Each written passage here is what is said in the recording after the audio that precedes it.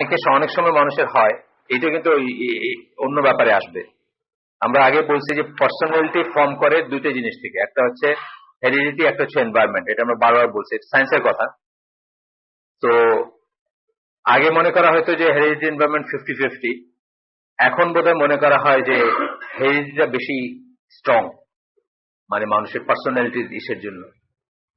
তারপরেও আল্লাহ রাসূলের সাহাবীরা দেখাই দিয়েছেন যে হেরিডিটি যাই হোক না কেন, মানুষ যদি আল্লাহর মতো করে চলে বা আল্লাহর কাছে সারেন্ডার করে, বা মানুষ যদি একটা আদর্শকে আদর্শ মনে করে এবং সেটাকে ওয়ার্থ ফলোইং মনে করে, তখন তার স্বভাবগতই বা জন্মগতই বা বংশীয় যেই সেটাকে সে করতে পারে, অতিক্রম করতে পারে। যেমন আমি আপনাদের বলছি আগে যে যারা কার ওট আগে পানি খাবে বা সিরিয়ালে ছিল, এটা নিয়ে মারামারি করে যারা একজন একজনকে মেরে ফেলছেন, এবং সেই মারার পরে শেষ হয় নাই, সেটা ফ্যামিলি ফিউড হিসাবে বংশ মানে বংশানুক্রমে চলছে মারামারি, এবং সেই একই জেনারেশনের সাহাবীরা কে মানে তৃষ্ণায় যখন মারা যাচ্ছেন তখন অন্যকে পানির জেগে নিজে মারা গেছেন, অন্যকে আগে খাওয়াই। এই যে ট্রান্সফরমেশনটা, এটা কিন্তু দেখার, এটা থেকে বোঝা যায় যে কোন একটা আদর্শ বা কোন একটা জিনিসকে সত্য মনে করলে এবং ওইটাকে শিরোধার্য মনে করলে বা ওইটাকে জীবনে ধারণ করলে হেরিডিটির এফেক্টটা মানুষ ওভারকাম করতে পারে। এক জেনারেশনের ভিতর তারা দেখা গেছে, এমন না যে মাল্টি জেনারেশনের ব্যাপার, তা না, এক জেনারেশনে কয়েক বছরের ভিতর তাদের এই ট্রান্সফরমেশন ঘটছে। যাই হোক, এখানে বলতেছেন যে একটা যে সাইকোলজিক্যাল ডিস্টারবেন্স অনেক সময় প্রেশার বা স্ট্রেসের থেকে আসে। The person is not bond psychologically, মানে সে পার্সন যে যার কথা আমরা বলতেছি সে সাইকোলজিক্যালি ইম্পেয়ার ছিল না, সে যে সাইকোলজিক্যালি অক্ষম বা মানে ছিল, কি বলে, এমন কোনো কথা নাই, প্রতিবন্ধী ছিল এমন কোনো কথা নাই, কিন্তু তার আপব্রিঙ্গিং বা আশেপাশে যা হয়েছে তার থেকে তার একটা প্যাটার্ন হয়। এটাকে আমরা অনেক সময় গ্রুপ সাইকোলজি বলি। এরকম একটা বই আছে আপনার, ফ্রয়েডের একটা বই আছে, group psychology and the analysis of the ego, মানে গ্রুপ সাইকোলজি গঠন করে মানুষ। যেমন আমি আপনাদের বলছি যে একটা বই আছে দ্য ব্ল্যাক রেজ, যেটা আমেরিকান ব্ল্যাকরা কেন এত অ্যাংরি বা এত এত ক্রাইমের সাথে কেন জড়িত, এটা নিয়ে লেখা বইটা। পড়লে বুঝবেন যে এটার পিছনে রিজন হচ্ছে যে তারা মোস্টলি ফাদারলেস চাইল্ড, মানে আউট অফ ওয়েডলক জন্ম হয়েছে, বা বাবা ওয়েডলকে হইলেও বাবা মাকে ছেড়ে চলে গেছে, কোন খবরই নেই বাবা কোথায়। এইভাবে যখন একটা সোসাইটিতে একটা ইনার সিটি ইসলাম বা একটা যেটাকে আমরা বলি ওই যে লেবার ওরিয়েন্টেড জায়গা, যেমন ডেট্রয়েট মিশিগানে একটা সিটি আছে যে কার ইন্ডাস্ট্রি যেখানে, বা এরকম জায়গায় যখন, যেমন ডেট্রয়েট কেন বললাম যে আপনার জানেন ওনার নাম ওই যে ম্যালকম এক্স, পরে মুসলমান হয়েছেন, ওনার কিন্তু ডেট্রয়েটে বড় হয়েছেন। তো ওইরকম একটা জায়গায় যখন একটা ফাদারলেস চাইল্ড বড় হয়, তখন তার কতগুলা মানে একটা প্যাটার্নে পড়ে সে, এবং সেই প্যাটার্নের জন্য দেখা যাবে যে ওই ওই ছেলেগুলো একই ধরনের ক্রাইমে যাচ্ছে, একই ধরনের কাজ করতেছে। এইরকম একটা প্যাটার্নিং হইতে পারে, কিন্তু এটা তার জন্মগত না, এটা হচ্ছে যে তার যে পরিবেশের সে বড় হয়েছে সেই পরিবেশের একটা এফেক্ট থাকতে পারে তার উপর, এবং সেখান থেকে সে এক ধরনেরই হইতে পারে। এটা ইসলামিক বা মুসলিম এক্সট্রিমিস্ট যারা তাদের বেলায়ও প্রযোজ্য, বা আপনার আমি আগে বলছি যে কুষ্টিয়া যশোর এসব জায়গায় যে সমস্ত খুলনা কুষ্টিয়া যশোর বা রাজশাহীর কিছু অঞ্চলে যারা সর্বহারা আছে, তাদের বেলায় কিন্তু এই ফ্রেমিংটা চলে যে এরা এক ধরনের ইসের ভিতর যে যায়, যার জন্য এরকম এরকম অ্যাফিনিটি দাঁড়, এই কথাটাই বলতেছেন। আচ্ছা, এরপরে বলতেছেন যে psychological readiness among some extremists when they respond to such pressures, the result is a reaction of extremism, especially among the youth, as they are the ones in society who are most likely to become extremists. এটা এক ধরনের reaction হিসেবে এক্সট্রিমিজমটা আসে, এবং বিশেষ করে ইয়াংদের ভিতরে, কারণ তারাই রেসপন্ড করবে কোন একটা ইসের, মানে কোন একটা অবিচার। ধরেন আমি যে বলি যে সর্বহারা পার্টি, যারা সর্বহারা পার্টিতে কারা জয়েন করে, হাফ প্যান্ট পরা বয়সে কিন্তু জয়েন করে, মানে 14-15 বছর বয়সে। সে অবিচার দেখছে, তার মা বা তার বাবাকে দেখছে যে মহাজন পিটাইতেছে, বাট মানে ঘরের চালের টিন খুলে নিয়ে চলে যেতে, তার ভিতরে যে একটা রেজ, একটা আসে, সেখান থেকে সে রেসপন্ড করতে গিয়া মনে করে যে এখনই সেটেল করে ফেলতে হবে স্কোরটা, বা এখনই কিছু করে ফেলতে হবে, সে সর্বহারা পার্টিতে জয়েন করে বললো। অনেকে লাইভ দেখবেন আপনি যারা, কিন্তু একবার এগুলো তো ওয়ান ওয়ে ট্রাফিক, একবার জয়েন করার পরে সে আর বাড়িতে পারে না, কারণ তাকে দিয়ে ওই একটা দুইটা ক্রাইম করায়, ক্রাইম করানোর পরে উল্টা ব্ল্যাকমেইলের একটা মানে চলে যায়। তুমি তো একটা মিশনে পাঠাইলো, মানুষ মারা মিশনে, তো সে ওটার পার্ট মানে কি, সে খুনি না। তারপরে তার মানে নর্মাল ওয়েতে ভালো হওয়ার রাস্তা বন্ধ হয়ে যায়। এন্ড তারপরে একসময় সে ঝুনু মেকার আর কামরুল মাস্টার হয়ে মরে সুজানগরে র্যাবের সাথে বন্দুক যুদ্ধে।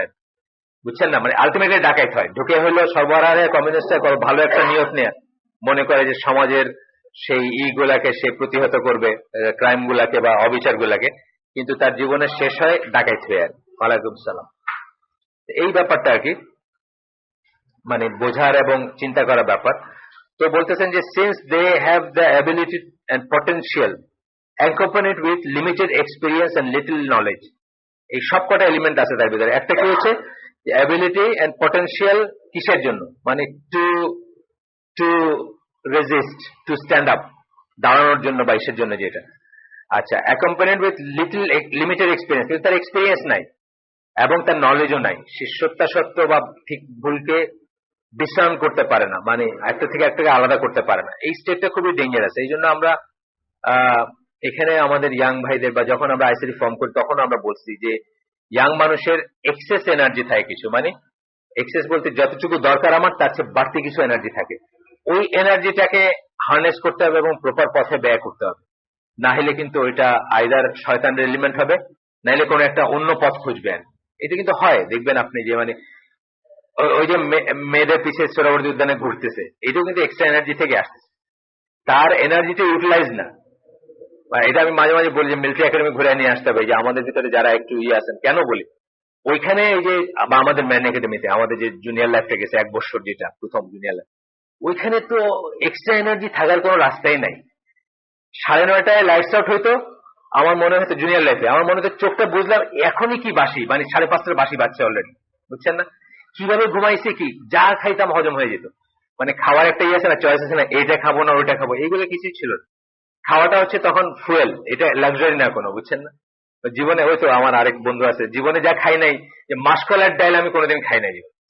রাত্রেবেলার ডিনারে একটা মুরগির টুকরা দিত, মাসকলার ডাল দিত আর চাপা দিয়ে দিত।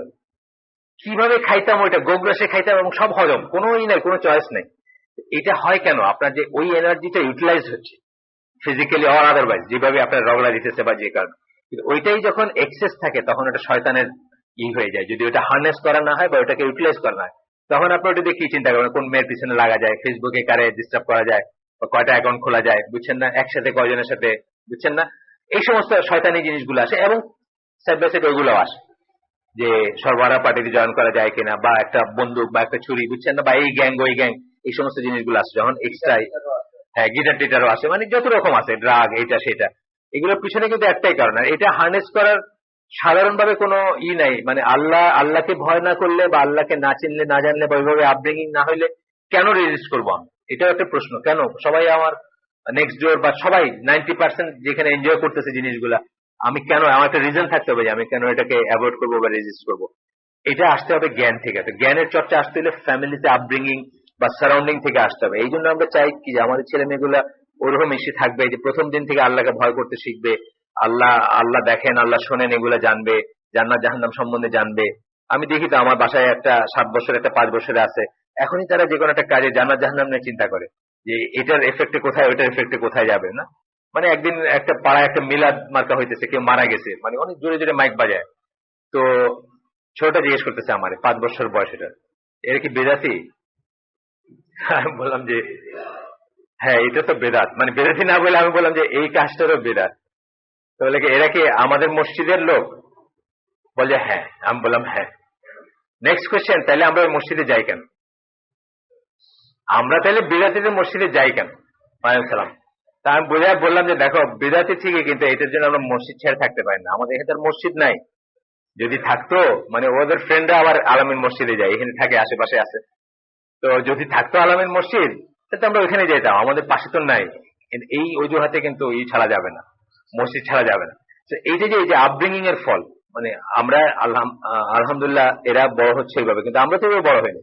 তা আমাদের তো কোনো রিজন নেই কেন আমরা সিনেমা দেখবো না, কেন আমরা অন্য কিছুর পিছনে দৌড়াবো না। এরপরে বলতেছে, আরো পয়েন্ট আনতেছেন উনি, most of the studies that dealt with extremism did not look from the point of view of the individual. Instead, they view it as a social problem. আচ্ছা, এক্সট্রিমিজম নিয়ে যারা করছে তারা ইন্ডিভিজুয়াল নিয়ে বাদ বিচার করে নাই, সোশ্যাল প্রবলেম হিসেবে করছে। ইন্ডিভিজুয়ালি যে কোনো কারণ থাকতে পারে বা সে কেন হচ্ছে সেটা নিয়ে করে নাই। সোশ্যাল টেনশন যেটা বলতেছে, তারপরে পয়েন্টটা হচ্ছে যে সোশ্যাল টেনশন যদি থাকে কোথাও, তাহলে লার্জ ক্রস সেকশনকে সেটা এফেক্ট করে, এবং তখন যেটা হয় যে হার্মটা ওয়াইড স্প্রেড হয়। যেমন ধরেন সোশ্যাল টেনশন, ফর এক্সাম্পল আমাদের দেশে যখন দুর্ভিক্ষের মতো হয়েছিল 74-এ, তখন কি হয়েছে, তখন মানে এটা একটা ইন্ডিভিজুয়াল ব্যাপার থাকে নাই, একটা লার্জ সেকশনকে এফেক্ট করছে।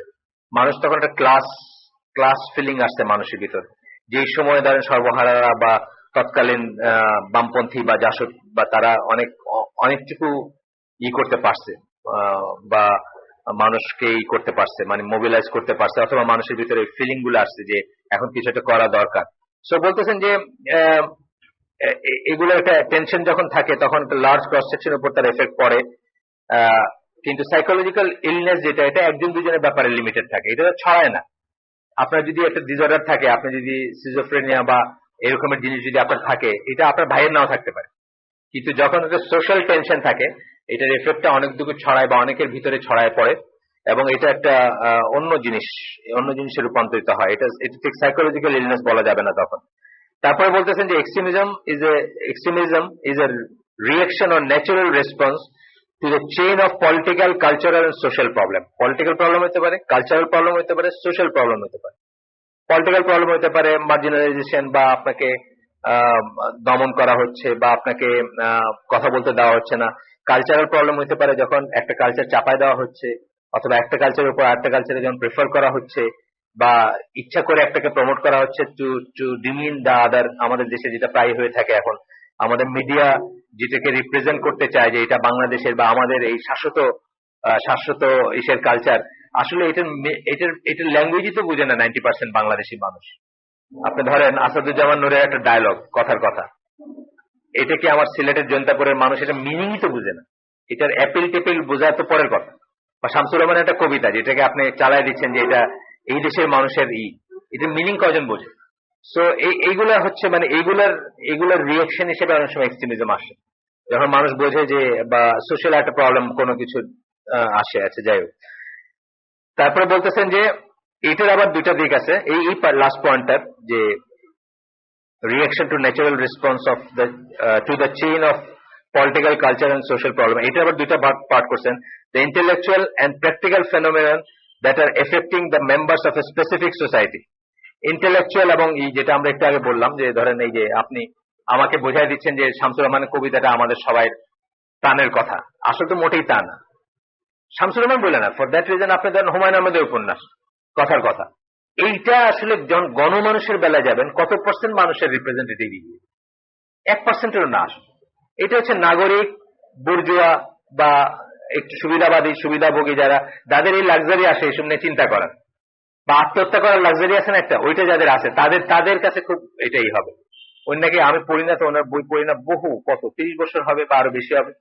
আমার আছে জল একটা উপন্যাস, এটা নাকি আত্মহত্যা প্রমোট করছে বা প্রমোট করে, মানে বলতে চাইছেন এই ঢাকা ইউনিভার্সিটি একটা দুইটা মেয়ে মরার পরে আমি ব্লগে বা পেপারে দেখছি যে ওনাদের আরো চিন্তা করে লেখা উচিত, মানে এইগুলোর থেকে একটা আত্মহত্যার রোমান্টিসিজম আসে। এইগুলা আসে কাদের? Those who can afford. কালকে সকালে যে রিক্সা নিয়ে বাড়িতে হবে সে কি আমার আছে জল পড়ে তার কোনো লাভ আছে না? সে এটা পড়ে এই লাক্সারি অ্যাফোর্ড করতে পারে। তার তো সকালে রিক্সা নিয়ে বাইরে চাল আনলে ঘরে, তবে বউ আনবে, তবে সবাই খাবে। তো এটা তো রিপ্রেজেন্টেটিভ স্যাম্পল না, মানে এটার তারপরেও কিন্তু আমাদের বোঝানো হবে যে হুমায়ুন আহমেদের কবিতা, হুমায়ুন আহমেদের উপন্যাস, শামসুর রহমানের কবিতা, নির্মলেন্দু গুণের কবিতা বা এক্স ওয়াই জেড যার, এটি হলো বাংলার মানে চিরন্তন কালচারাল রূপ বা যাই হোক। 2 নম্বর হচ্ছে বি পয়েন্ট, এটার ভিতরে আন্ডারে সাবহেডিং বলতেছেন যে way of dissatisfaction with such phenomena is expressed মানে রিঅ্যাকশন। প্রথমে হচ্ছে যে একটা হচ্ছে আপনার ইন্টেলেকচুয়াল এবং প্র্যাকটিক্যাল আপনার উপর চাপায় দেওয়া হচ্ছে বা আপনারই। আর 2 নম্বর হচ্ছে যে এইটার রিঅ্যাকশন আপনি যখন এক্সপ্রেস করলেন সেই হিসাবে এক্সট্রিমিজমটা আসলো। আচ্ছা, the flaws of the extremist in formulating a scholarly and practical methodology have had a great influence and effect on them, driving them to extremism. কিন্তু এটা যখন হচ্ছে এই ব্যাপারটা, ধরেন আজকে হুমায়ুন আহমেদ বললাম বা শামসুর রহমান বললাম বা বাংলাদেশের হলুদ সাংবাদিকতা বললাম অথবা বাংলাদেশের চ্যানেল সংস্কৃতির কথা বললাম, এরা যেটাকে আপামর বা গণসাধারণের ব্যাপার বলে চালায় দিতেছে, এটি যে গণসাধারণ ব্যাপার না। কিন্তু এটাকে আমি কাউন্টার করব বা এটাকে ফাইট করব বা এটাকে মোকাবেলা করার জন্য আমার যেটুকু ইন্টেলেকচুয়াল বা প্রিপারেশন দরকার ছিল সেটা আমি না নিয়ে যখন আমি ঝাঁপ দিব, তখনই কিন্তু এক্সট্রিমিজমের এই ব্যাপারটা হবে। তখন আমার জিনিসগুলা কি অপরিকল্পিত হবে এবং জিনিসগুলা বাজে হবে, জিনিসগুলা এফেক্টিভ হবে না, এবং জিনিসগুলা এই যে বিশৃঙ্খলা বা যা হয় তা হবে। এটাই বলতেছেন যে formulating a scholarly and practical methodology. Scholarly হইতে হবে, ইসলামের কথাই যাইতেছে আবার আমি। স্কলারলি যে ক্রস সেকশনের কথা আমরা বলতেছি, ধরেন 18 থেকে 28, স্কলারের তো নামই শুনিনি আমি। আমার বয়স যখন 28 বছর, তখন তো আমি সৌদি গ্র্যান্ড মুফতির নাম শুনিনি কোনোদিন, বা একজন স্কলারের নামও যদি বলা হতো আমাকে যে 28 বছর বয়সে আমাকে ইসলামী ওয়ার্ল্ডের একজন স্কলারের নাম বলতে হলে আমি বলতে পারতাম। বড়জোর খুব চিন্তা করে মৌলানা মওদুদির কথা বলতে পারতাম, ওনার কথা এখানে শুনছি, ওনারা গাইলে মাইন সেই করে, যাই হোক একটা আছে না, মানে বাংলাদেশে বড় হয়েছি এই হিসাবে। কিন্তু এর বাইরে তো আমি একটা স্কলারের নাম বলতে পারতাম। তো এই যে বলতেছে যে scholarly and practical methodology have had the great influence and effect on them driving them to extremism. তাহলে স্কলারলি এবং প্র্যাকটিক্যাল হইতে হবে, যে সেটা না থাকাতেই যেটা হয়েছে যে এক্সট্রিমিজমের দিকে পা বাড়াইছে এবং শেষ পর্যন্ত গিয়ে কোথাও যায় না।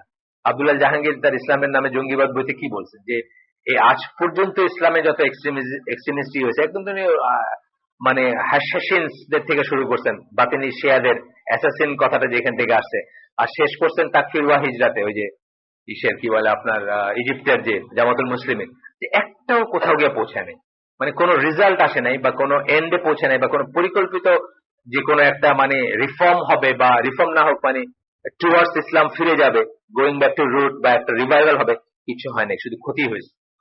এটা উনি বলছেন আর কি, ওনার বইতে দেখেন আপনারা, ইসলামের নামে জঙ্গিবাদ, ফেমাস বই। তারপরে আসতেছে this was made clear in the discussion of the ideological etc. তারপরে আসতেছে যে manifestation and effect of the different psychological maladies are of varied impact. Some of them have a very great influence, others of them may have direct impact on a particular act by the extremist and work like an instigator for that act. কোন কোন ক্ষেত্রে psychologically, যেমন একজন leadership potential যাদের আছে, তারা যখন একটা কিছু সাফার করছেন, তারা যখন একটা কিছু করছেন, তাদের অনেক ফলোয়ার আছে, তার যখন একটা শিফট হয়েছে তখন সে অনেককে সেটার সাথে ইনফ্লুয়েন্স করছে। জাস্ট ফর এক্সাম্পল আনোয়ার আওলাকির কথা বলে, আনোয়ার আওলাকি কিন্তু আমার খুব প্রিয় একজন স্কলার ছিলেন আনটিল ভেরি রিসেন্টলি, যখন উনি প্রিজনে থাকার পরে যখন ওনার উপর খুব অত্যাচার হয় এবং তারপরে ওনার একটা শিফট হয়। কিন্তু তার শিফটটা কি করছে, তার আমারই মতো অনেক মানুষ ছিল যে তার ভক্ত ছিল বা তারই ছিল, তাদের ভিতরে অনেক ইয়াং মানুষই ছিল, তারা কিন্তু তাদের এইটাকেই ঠিক, তার এই শিফটটাকেই ঠিক মনে করছেন। অথচ এটা একটা রিজন ছিল, যেটা আমরা পড়ছি, প্রিজন সেল হচ্ছে one of the birth places of extremism, যেখানে আপনাকে আপনার পার্সোনালিটি ব্রেকডাউন হয়ে যায়, আপনি অত্যাচারিত হন যখন, আপনাকে যখন টর্চার করা হয়, শক ডক্ট্রিন যেটা আমরা বলি, আপনার আপনার আপনার পার্সোনালিটি ব্রেকডাউন হয়ে যায়, এবং দেন আপনি যখন আবার নতুন করে শুরু করেন তখন আপনার হিতাহিত জ্ঞান থাকে না বা আপনি কেয়ার করেন না যে দুনিয়া থাকলো কি গেল। এই যে নতুন ফেজটা, এটা অনেকেরই হয়েছে, ইতিহাসে অনেকবারই অনেকের হয়েছে। এটা যখন হয় তখন ধরেন আপনি যদি একটা ইনসিগনিফিকেন্ট মানুষ হন বা আপনি যদি একটা ইন্ডিভিজুয়াল হন যার তেমন কিছু নাই বা তেমন কোনো ইনফ্লুয়েন্স নাই, মানে ইনসিগনিফিকেন্ট, সে একাই একটা হইলো। কিন্তু যদি সিগনিফিকেন্ট কেউ হন, যার অনেক ফলোয়ার আছেন, যিনি লেখেন, যিনি বক্তৃতা দেন, যিনি লিডার বা যিনি ইন্টেলেকচুয়াল একটা আছে, আইডেন্টিটি আছে, ওনার যখন হয় তখন তার সাথে একটা বিগ চাঙ্ক অফ পিপল তাকে ফলো করে, রাইটলি আর রংলি সেটা অন্য কথা। তো বলতেছেন যে আচ্ছা, the resultant accumulated tension from those phenomena may be the cause behind expressing one's anger and dissatisfaction. হইতে পারে, এটা একটা কারণ হইতে পারে।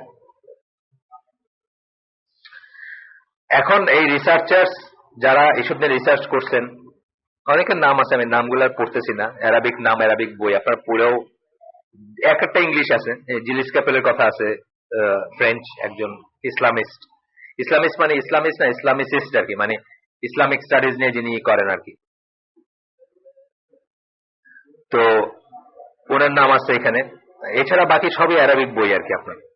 আপনাদের দুই একজন পরিচিত থাকতে পারেন, যেমন গতদিন আমরা মোহাম্মদ আল গাজালির কথা পড়ছিলাম, ওই যে ইখওয়ানুল মুসলিমিনের ছিলেন মোহাম্মদ আল গাজালি, মারা গেছেন অল্প কিছুদিন, হয় 5 বছর, হয়তো হয় 4-5 বছর আগে মারা গেছেন।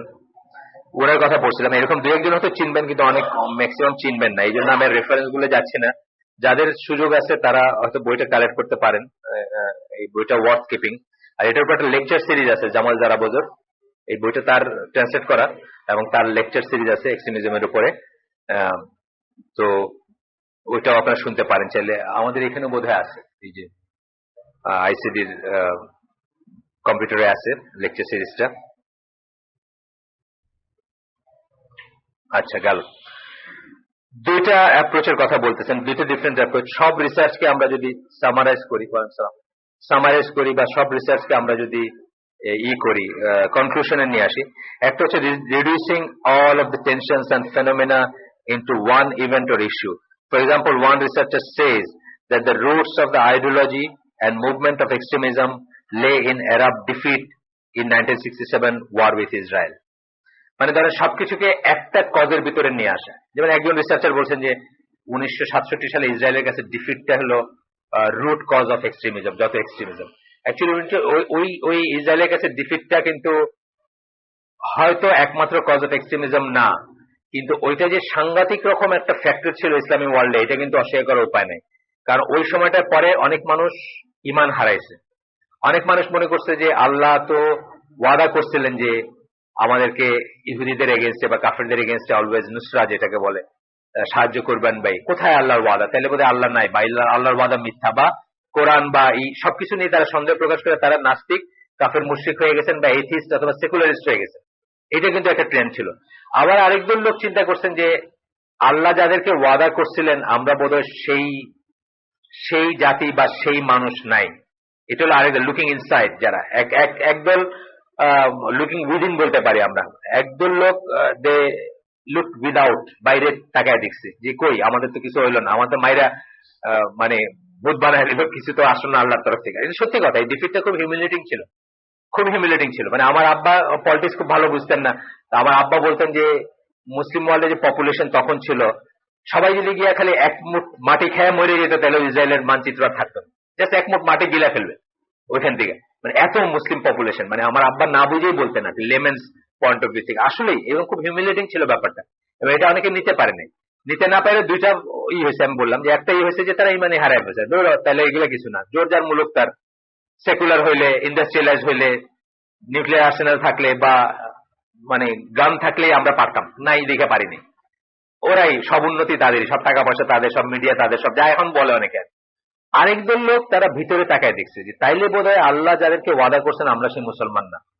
এবং এই দল লোক থেকেই নানা রকম বাইরেছে আপনার, মানে ট্রেন্ড এবং স্ট্র্যান্ড যদি আমরা বলি, নানা রকম আসছে। কেউ কেউ মনে করছেন যে আগে শুদ্ধতা দরকার, শুদ্ধতা ছাড়া কোনোদিন চেষ্টা করে কিছু হবে না। ওই জন্য বলতেছিলাম না যে বেলাল ফিলিপসের একটা 1.5 মিনিটের সরি 1.5 মিনিট না, 14 সেকেন্ড নাকি এরকম কিছু, হ্যাঁ 40 সেকেন্ড বা এরকম কিছু একটা ভিডিও দেখলাম, ওই ডান হাতে পানি খাওয়ানি। আমি এটা ফরওয়ার্ড করি নাই, কারণ এটা অনেকের লাগবে। তো বলতেছে যে ডান হাতে পানি খাওয়া সম্বন্ধে এত স্ট্রং কথা আছে রাসূল সাল্লাল্লাহু আলাইহি ওয়াসাল্লাম, এই হারামটা ডে ইন ডে আউট আমরা করে যেতেছি, কারো কিছু গায়ে লাগে না। এটা যে অর্ডার, এটা যে ইম্পারেটিভ, এটা যে না করাটা হারাম উল্টাটা, এটা লাগে না। তো উনি দেখাইতেছেন যে আমরা কি করি, বা হাতে খাইতেছে, এখানে একটা আঙ্গুল লাগায় রাখি। তো উনি মানে এখানে দেখাই দিলেন যে বাহারটা ছেড়ে দিয়ে গ্লাসটা কোথায় যায়, পড়ে যায়। তার মানে আমি এটা বাহার দিয়ে ধরতেছি, ডান হাত দিয়ে ধরি নেই। তো বলছে আমরা প্যালেস্টাইন উদ্ধার নিয়ে চিন্তা করে লাভ আছে নাকি? আমরা এই একটা হারাম মানে একটা সুন্নার সাথে কনফার্ম করতে পারতেছি না। প্যালেস্টাইন উদ্ধার করতে গেলে হাজার হাজার সুন্নাতে থাকতে হবে। একটা সুন্নার সাথে, একটা অর্ডার সাথে আমরা কনফার্ম করতে পারতেছি না। আমাদের প্যালেস্টাইনে চিন্তা করে লাভ আছে? কেউ কেউ এইভাবে দিনটাকে বুঝছেন যে আমাদের শুদ্ধ হইতে হবে, তা নাহলে আল্লাহর নুসরা আসবে না। এবং শুদ্ধ মানে কি, নিজের জীবনে আগে ইসলামকে প্রতিষ্ঠা করতে হবে। কেউ কেউ বলছেন এটা হলো বটম আপ, মানে আপনি একটু একটু একটু একটু করে সবাইকে নিয়ে একটা জায়গায় যাবেন। আর কেউ কেউ বলছেন টপ ডাউন, মানে সিট অফ দ্য পাওয়ার বা যে জায়গা আছে ওইটাকে যদি আমরা করে ফেলতে পারি, উপরের থেকে তারপরে ইরানিয়ান স্টাইল আর কি চাপাই দিতে পারি, তাইলেই আপনার আর কোনো সমস্যা নেই, তাইলে আর সবাই ইসলাম প্রতিষ্ঠিত হয়ে যাবে। যাই হোক, কিন্তু অ্যাটলিস্ট 67-এর পরে খুব এইভাবে মানুষ চিন্তা করতে শুরু করছে যে হোয়াট ওয়েন্ট রং, বা আমাদের কি সমস্যা। দুই ভাগে গেছে, দুই দিকে গেছে। একদম আরব ওয়ার্ল্ডও দেখবেন আপনি এমন সেকুলারিস্ট আছে যে আর লিটারালি বিশ্বাসই করে না যে কোরআনে যা বলা হয়েছে বা এইগুলো করে কোনো লাভ আছে। আবার ঠিক উল্টাটা হয়েছে যে মোটামুটি একটা সেকুলার লাইফ লিড করে মানুষ হঠাৎ করে এই শক্ট হয়ে চিন্তা করতে শুরু করছে এবং সে ফান্ডামেন্টালিস্ট হয়ে গেছে। ফান্ডামেন্টালিস্ট কোনো গাইল না, ইসলামের ফান্ডামেন্টালিস্ট গাইল না, এটা compliment. Fundamentals of Islam follow করতেই হবে প্রত্যেকটা মুসলমানকে, সেই হিসাবে আমি বলতেছি, not in the western sense of the word. আমরা ওই সেন্সে ইউজ করতেছি না কথাটা। ফান্ডামেন্টালস, রুকন গুলো করতে হবে না, রুকন না করলে আমরা মুসলমানই না, একটা রুকন অস্বীকার করলে আপনি মুসলিমই না, সেই হিসাবে আর কি। তো উনি লিখছেন, ওই ভদ্রলোক যার কথা বলতেছেন, এই যে সামারাইজ করছেন, the ideological root and the movement spreading Islamic religious fanaticism goes back to the social crisis in Egypt after the defeat in June 1967. একজন বলতেছেন, রাজা আল আরাবি ওনার নাম, ওনার বইয়ের নাম আছে তাতাররুফ আল দিনী ওয়া আবাদুহু। তো এটা অ্যারাবিক নাম, বই ওনার নামও আমি শুনছি বলে আমার মনে পড়ে না। রাজা বলে আমি বলতেছি যে রাজা নামটা ঠিক টিপিক্যাল আরবিক নাম না, কিন্তু রাজা আল আরাবি ওনার নাম। যাই হোক, তো উনি করেন যে আর কোন কারণ থাকতে পারে যে এটা উনি করেন না, যেটা অনেকেই বিশ্বাস করেন যে প্রিজন সেল হচ্ছে one of the main reasons এক্সট্রিমিজমের, মানে prison cell treatment of the Muslim activist হচ্ছে এক্সট্রিমিজমের একটা মেইন রিজন। কারণ আপনারা জানেন ইজিপশিয়ান এইরকম রুটলেস, কিন্তু ইজিপশিয়ানরা, তুর্কিশরা, মানে আমাদের দেশেও আছে কিন্তু তারপরেও ওদের কোনো ম্যাচ নাই আর কি। মানে ইজিপশিয়ান, আমি একটাই পড়ছি যে আপনার এই লোকটার নাম আমি ভুলে গেছি, সব বই ওর নাম আসে। ইজিপশিয়ান একজন লোক একজন ইহুদি রাব্বাইকে মারছিল, যেটার থেকে আর কি আমেরিকা বেসড আপনার গ্রুপ আর কি, মানে সাবোটাজ করার একটা গ্রুপিং সূত্রপাত হয়। আবু সালামা বা এরকম কিছু হতে পারে তার নাম, আমি ভুলে গেছি নামটা। মানে রেড হেয়ার্ড ম্যান, এবং খুবই ওর বর্ণনা আছে অনেক। ইহুদি রাব্বাইকে মারছিল একটা পার্টিতে, সেখান থেকে শুরু হয়েছিল আর কি একটাই। তো ও ইজিপ্টে ছিল, অনেকদিন বন্দী ছিল, মানে ইজিপশিয়ান, যেহেতু ইজিপশিয়ান আমেরিকান, ইজিপ্টে অনেকদিন ছিল। তো তারপরে সিআইএ বা এফবিআই চাওয়াতে তাকে ওরা দিয়ে দেয়।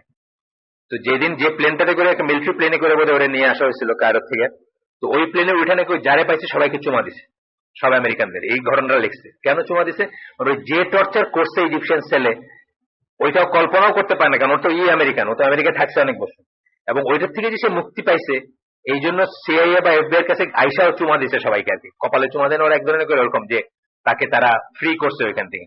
এত ভয়ঙ্কর, আমি বলতেছি না যে এই গল্পটা হাওফার, আমি জানি না, এটা আমেরিকান বইয়ে পড়া গল্প, আমি পড়ছি, অনেক কটা বই পড়ছি এই সংক্রান্ত, তার ভিতরে একটাতে আছে, পাওয়া যাবে খুঁজলে। কিন্তু বলতেছি যে আসলে খুব ভয়ঙ্কর। ইজিপশিয়ান কি বলে, তুর্কিশ প্রিজন, আমি শুনছি যে এরকম খুবই ভয়ঙ্কর, মানে ওই এক্সপিরিয়েন্স, মানে মানুষের অনেকে মানে মাথা খারাপ হয়ে যায় ওইখানে, ওই প্রসেসের ভিতর দিয়ে একবার আসে।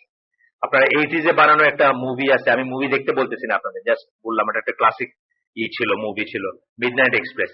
মানে একটা ছেলে আরেকজন কেউ তার লোভ দেখাইছিল, অল্প কিছু ড্রাগ ট্রাফিক করতে গিয়ে মানে ইস্তাম্বুলে বা আঙ্কারায় ধরা পড়ে সে তুর্কিশ প্রিজনে ছিল আর মিডনাইট এক্সপ্রেস ছবিটার নাম। তো ওইখানে দেখায় যে তুর্কিশ প্রিজনে কি হয়, আসলে খুব রুথলেস আর কি। আর আমাদের থার্ড ওয়ার্ল্ড কান্ট্রিতে গোটাটাতেই এই জিনিসগুলো চলে, মানে জেনারেলি চলে। অন্য দেশে হয়তো করে, কিন্তু ওইটা হয়তো স্পেসিফিক গ্রুপের উপর বা স্পেসিফিক ইস্যুর উপর করে, কিন্তু আমাদের দেশে জেনারেলি এটা করে, জেনারেলি এই জিনিসগুলো চলে। এবং ইরেসপেক্টিভ অফ মানে কে কি, এটার কোনো আসে যায় না। আপনারা দেখেন পেপারে ছবি টবি উঠে মাঝে মাঝে, যারা এককালে এই দেশের হর্তাকর্তা ছিল তাদের কি অবস্থা যাচ্ছে দেখেন না মাঝে মাঝে, যে লুৎফুজ্জামান, হ্যাঁ বাবর, সে তো স্বরাষ্ট্রমন্ত্রী ছিল, তার কথায় অর্ডারে চলছে না সবাই, তারে যখন একদিন বাইর করে নিয়ে এসে তার চেহারাটা দেখেন কিরকম। মানে আমি বলতেছি যে এগুলো আমাদের থার্ড ওয়ার্ল্ড কান্ট্রিতে একটা নর্ম আর কি। তো উনি বলতেছেন যে এই পার্টিকুলার একজন বলতেছেন, একজনের কথা বলছেন, উনি বলতেছেন যে সবকিছুর রুট হচ্ছে ওটা। উনি অন্য ফ্যাক্টরগুলো ডিনাই করতে চাচ্ছেন, যেটা অন্যরা বলেন যে একটা মেজরই হচ্ছে প্রিজন সেলে কেমন করে তাদেরকে ট্রিট করা হচ্ছে সেটা। 2 নম্বর হচ্ছে most researchers study extremism with respect to the bigger picture and trace extremism back to number of different roots.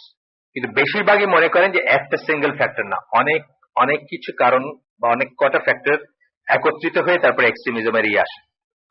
তো লেখক বলতেছেন, এই লেখক, যে এটাই বেশি অ্যাপ্রোপ্রিয়েট মনে হয় সেকেন্ডটা, এবং এটা এবং উনি বলতেছেন উনি নিজে এখন প্রেজেন্ট করবেন most important influences and social tensions that affected the psyche of the extremist and those accused of extremism. মানে সবচেয়ে ইম্পর্টেন্ট ফ্যাক্টর গুলা যেগুলা মন মানসিকতাকে এফেক্ট করছে এক্সট্রিমিস্টদের এবং এক্সট্রিমিজমের সূচনা করছে, সেগুলোর একটা করতে চেষ্টা করবেন উনি। তো এখানে 1 নম্বরে উনি বলতেছেন the independent study of some books those who engage in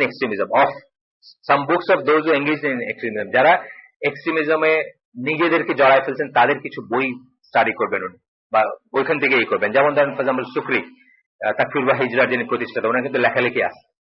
ওনাকে যদি এক্সিকিউট করা হয়েছে বা ওনার গ্রুপটা ওই ফর্মে আর নাই এখন, হ্যাঁ, তাকফির বা হিজরা মানে এই মডার্ন ডে এক্সট্রিমিজমের ফাদার্স যারা আর কি বলা যায়, মানে যারা প্রথমে ইজিপ্টের শাসকদেরকে তাকফির করলো, তারপরে ওলামাদের, তারপর সব মানুষ, মানে তারা ছাড়া বাকি সবাই কাফের। তো এটা ছিল তাকফির বা হিজরা। জামাতুল মুসলিমিন নামে তাদেরকে চিনে, কারণ ওরা ওই নামটা, তাকফির বা হিজরাটা এক ধরনের নাম, আর ওই মানে তারা জেনেরিক নাম ছিল জামাতুল মুসলিমিন। এবং আজও কিন্তু বাংলাদেশে দেখেন যে এক্সট্রিমিস্ট গ্রুপগুলা যারাই আছে তাদের কিন্তু ওই নামটার প্রতি একটা অ্যাফিনিটি আছে। এটা একটা কারণ আছে, এটা কারণ আছে যে আসলে সত্যিকার অর্থে মুসলমানদের পরিচয় শুধু মুসলিমই হবে, আর কিছু হওয়ার কথা না।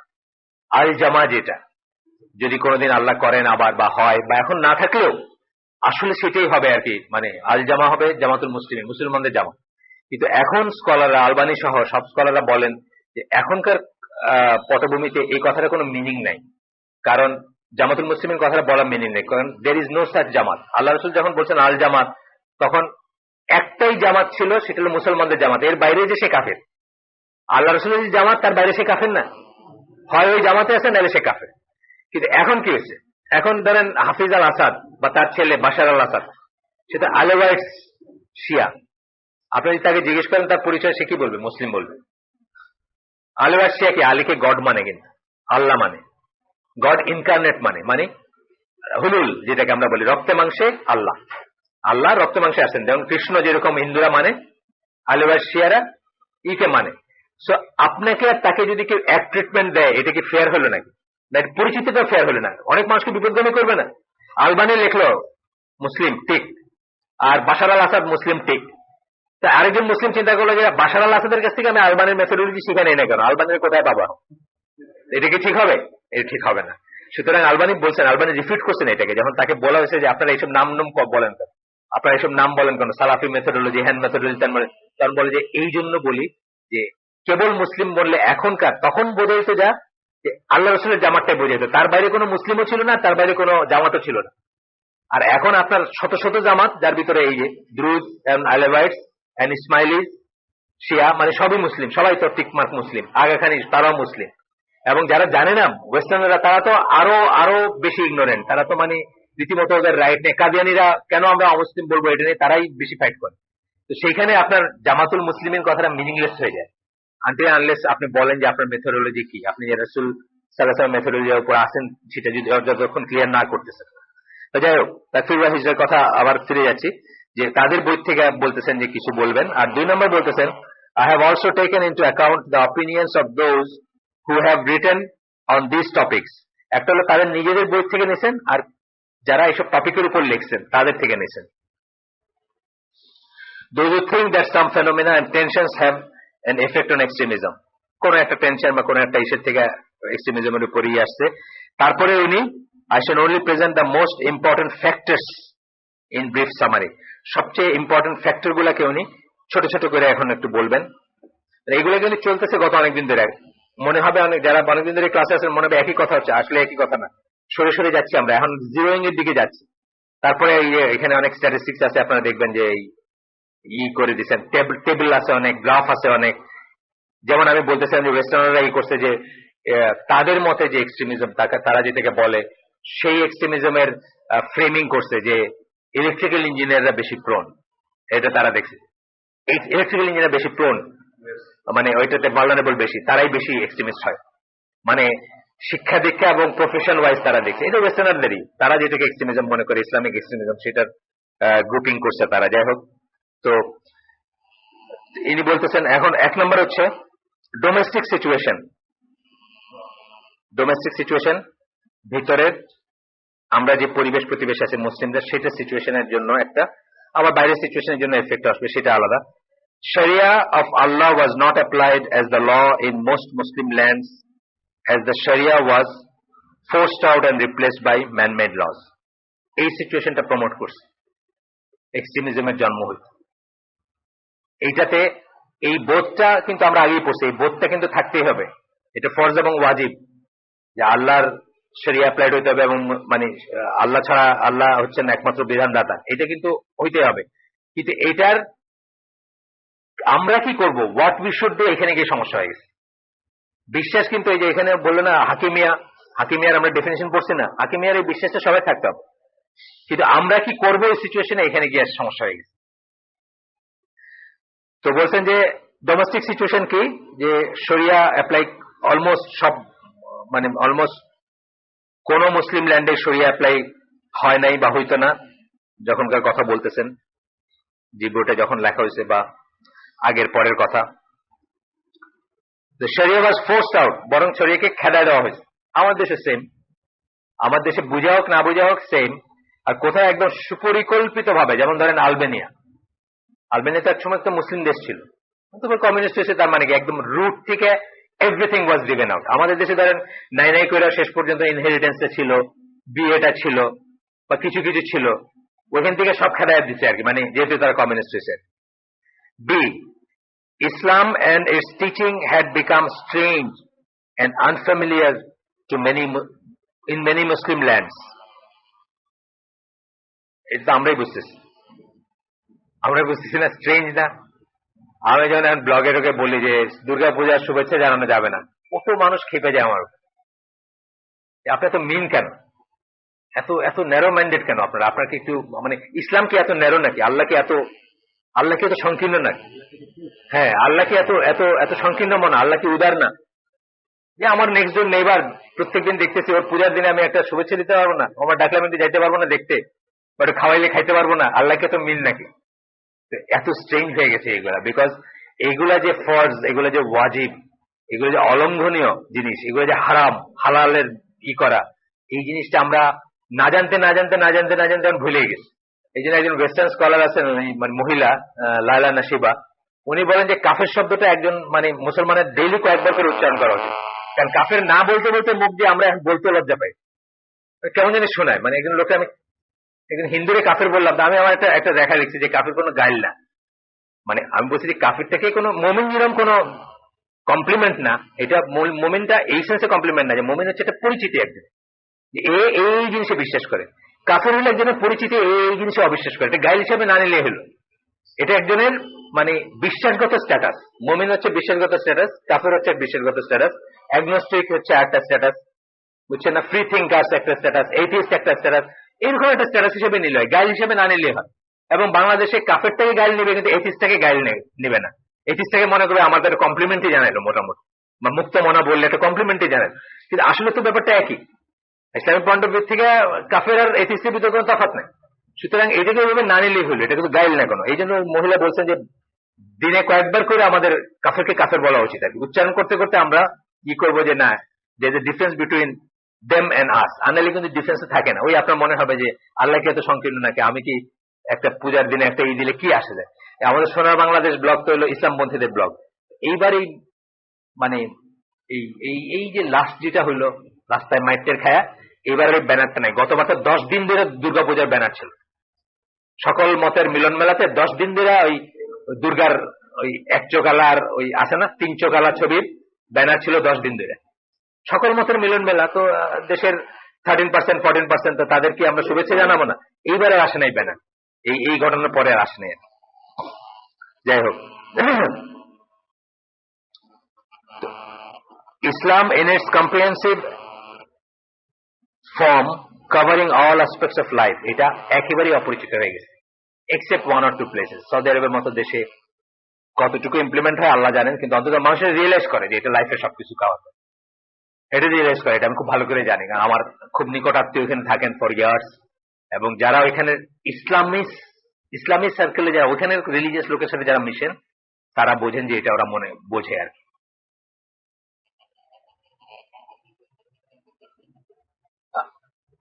তারপরে বলতেছেন যে therefore in many aspects of one's life a Muslim felt alienation and strangeness. আপনি মার্জিনালাইজ ফিল করবেন না, আপনি যে কোনো জায়গাতে, মানে এই যে আপনাকে তো বর্বরই মনে হবে।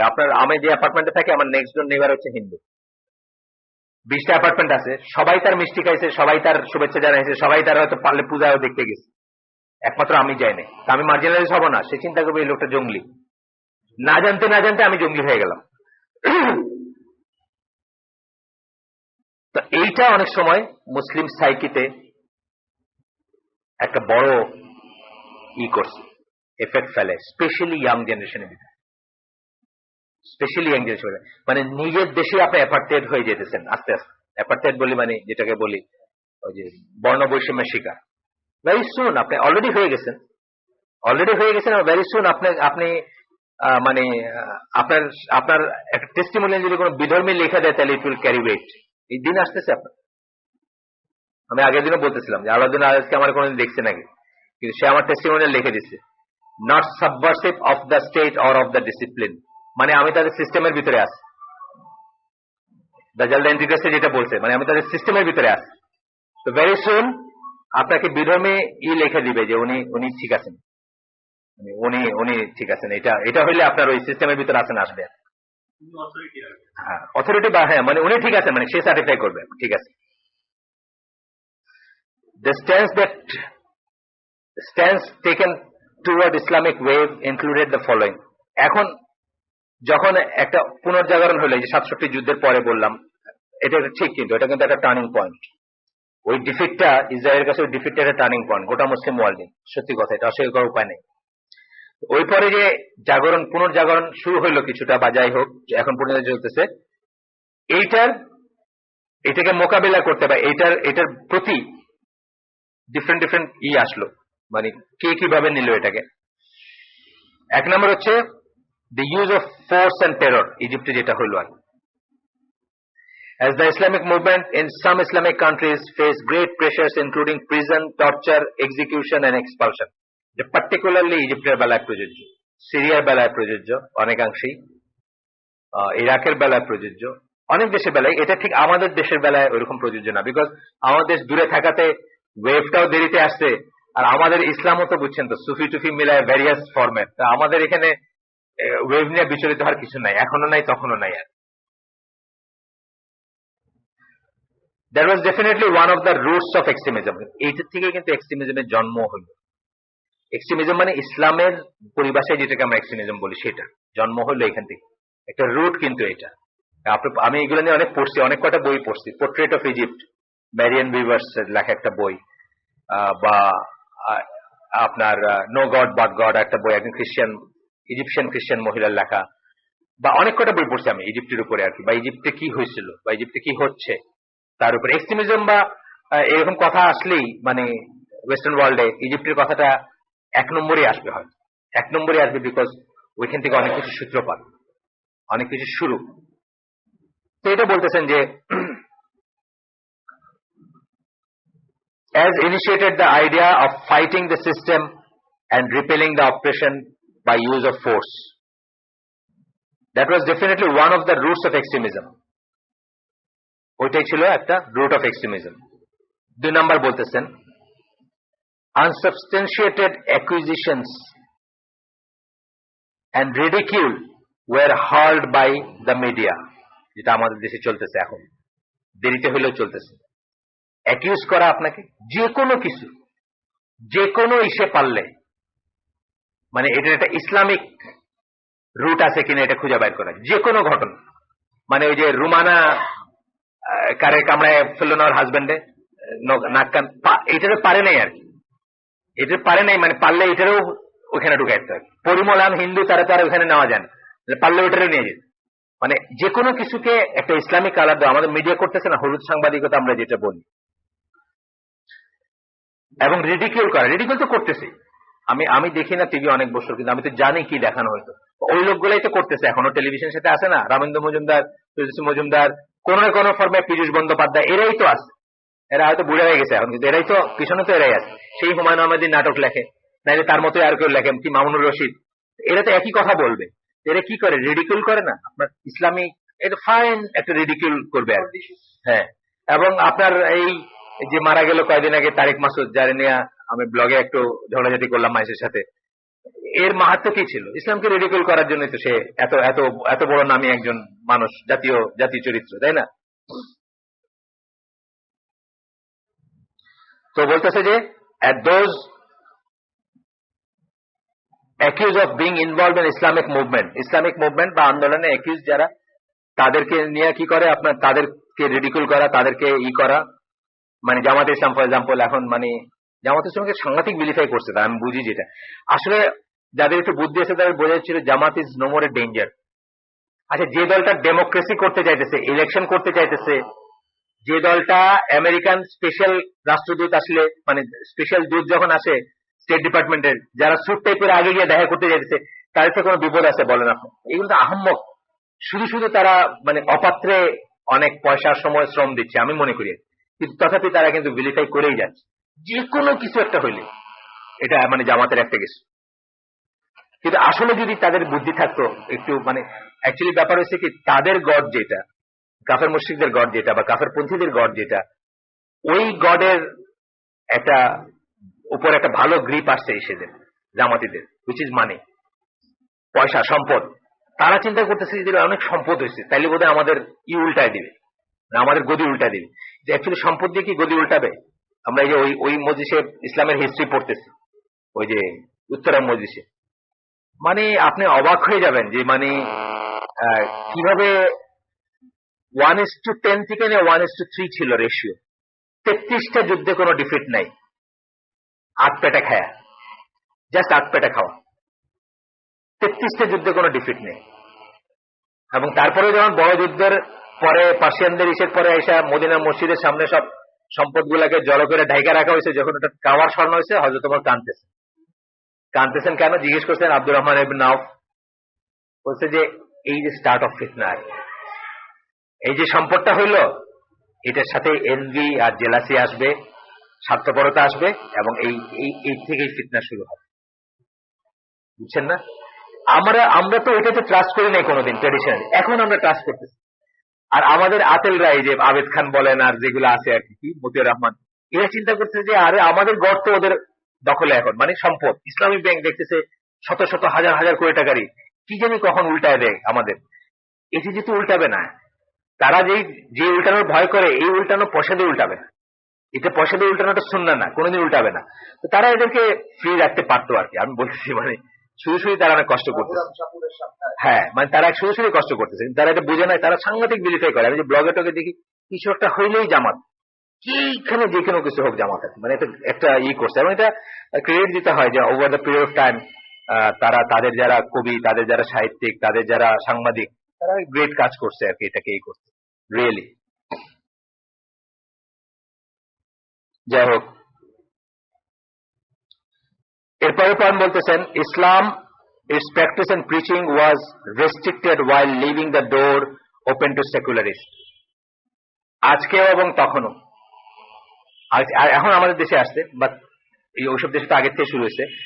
ইসলামের প্রোপাগেশন, ইসলামের কথা বলাটাকে রেস্ট্রিক্টেড রেখে বা তালাবদ্ধ রেখে, বা বুঝছেন না, আপনি এখন ধরেন একটা ফ্যাশন শো করবেন, আপনার একটা পাইতে, আপনার কি বলে, একটা অনুমোদন পাইতে, ওই যে হল ভাড়া নিবেন, প্রত্যেকটা বড় হল ভাড়া নিতে অনুমোদন লাগে জানেন আপনার, এখন আপনার 3 সেকেন্ড লাগবে যে এখানে কিছু অর্ধনগ্ন মেয়ে হাইটা ফ্যাশন প্যারেড করবে, ওগুলো আমার একটা জায়গা দিন, যে আপনার পারমিশন দিয়েছে আমার একটা জায়গা রাখেন বলবে, হ্যাঁ, আপনি এখন গিয়ে বলেন যে আপনি ইসলামের নামে যে কোনো রকম একটা কিছু করবেন, মানে লোকাল এমপি পরিচিত থাকার পরেও আকরামুজ্জামান ভাইরা দিনাজপুরে একটা প্রোগ্রাম করার জন্য বলতে গেলে দরজায় দরজায় ঘুরছেন পারমিশনের জন্য, পরে পাইছেন, অনেক কষ্টে পাইছেন, এবং যেদিন হচ্ছে প্রোগ্রাম ওই দিনও পুলিশ টুলিশ পাঠানো হয়েছে, অথচ জানেন যে এরা সব মানে টেলিভিশন রেডিও যাওয়া আলেম, মানে এরা আন্ডারগ্রাউন্ড আলেম না কেউ, এই অবস্থা। তো এটাই বলতেছেন যে while door open to the secular, সেকুলারিটির জন্য দরজাটা ওপেন রেখা ইসলামী যে কোনো কিছুকে রেস্ট্রিক্ট করা। In some Muslim countries, the freedom to call to Allah was almost completely restricted, while the reins, if any, on the calls to secularism and westernization were completely undone. Secularization and westernization এর জন্য একদম open করে দিয়ে আল্লাহর দিকে কলটাকে completely দমন করা হয়েছে। আমাদের দেশে we are not there but almost there। অনেকদিন পরে আমরা এখানে আসছি, কিন্তু আমি বলতেছি ইজিপ্টে একদম বহুদিন চলতেছে, কিন্তু 67 ওয়ার বললো না, ওই সময় থেকে চলতেছে। আমরা আজকে এখানে শেষ করে দিই। আমার আরিফ কি আসছে? আরিফ আসে নাই? আসবে না? চৌধুরী মোহাম্মদ আরিফ, ঠিক আছে। আমরা কারণ আরো একটু ছিল, আজকে এখানে শেষ করে দিই। সুবহানাকাল্লাহুম্মা বিহামদিকা আশহাদু আল্লা ইলাহা ইল্লা আনতা আস্তাগফিরুকা ওয়া আতুবু ইলাইক। রিলেভেন্ট কোনো কোশ্চেন থাকলে আমরা নিব, নাইলে এখানে শেষ। আর যারা আছেন আপনারা জানেন যে আমরা একটা বড় গ্রুপ হজে যাচ্ছি।